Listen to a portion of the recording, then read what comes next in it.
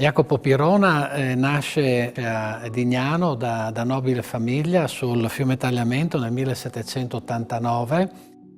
La cosa per cui lo ricordiamo è stato per il suo vocabolario friulano. Il suo vocabolario friulano, alla redazione del quale si impegnò a partire dal 1845, che è stato pubblicato a Venezia nel 1871.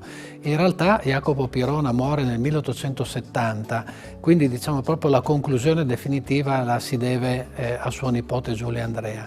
Ma questo vocabolario friulano davvero costituisce un grande monumento per la lessicografia friulana, cioè per lo studio, per la raccolta, per l'organizzazione appunto di tutto quello che è il patrimonio dell'identità, del lessico, della lingua e anche di molte altre cose. Ci sono diverse componenti, ecco, per il vocabolario friulano.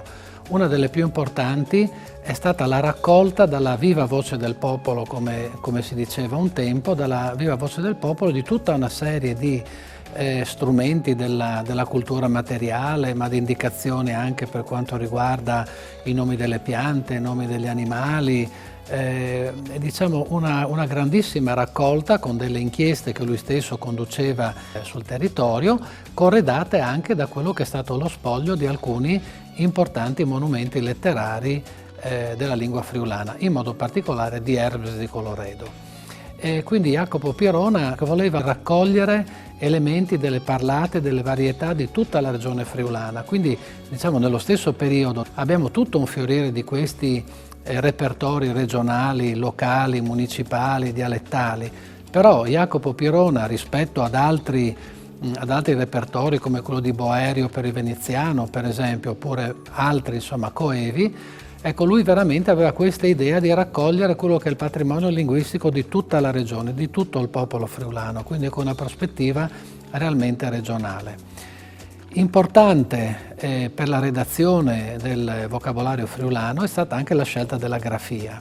La scelta della grafia non è una cosa di secondo piano, perché la scelta della grafia consente di rappresentare la generalità della lingua, quindi non soltanto di risolvere il problema occasionale che poteva avere un poeta, uno scrittore, un narratore dovendo interpretare quello che era la parola, quello che era il suono della lingua per appunto per la scrittura, ma quindi una definizione di una norma generale per la scrittura del friulano. Con questo, con le note grammaticali e con il dizionario corografico che lui aveva appunto preparato per il suo vocabolario, quindi con il dizionario dei toponimi della regione friulana, ecco veramente lui ci offre questo che è un monumento per la lingua friulana.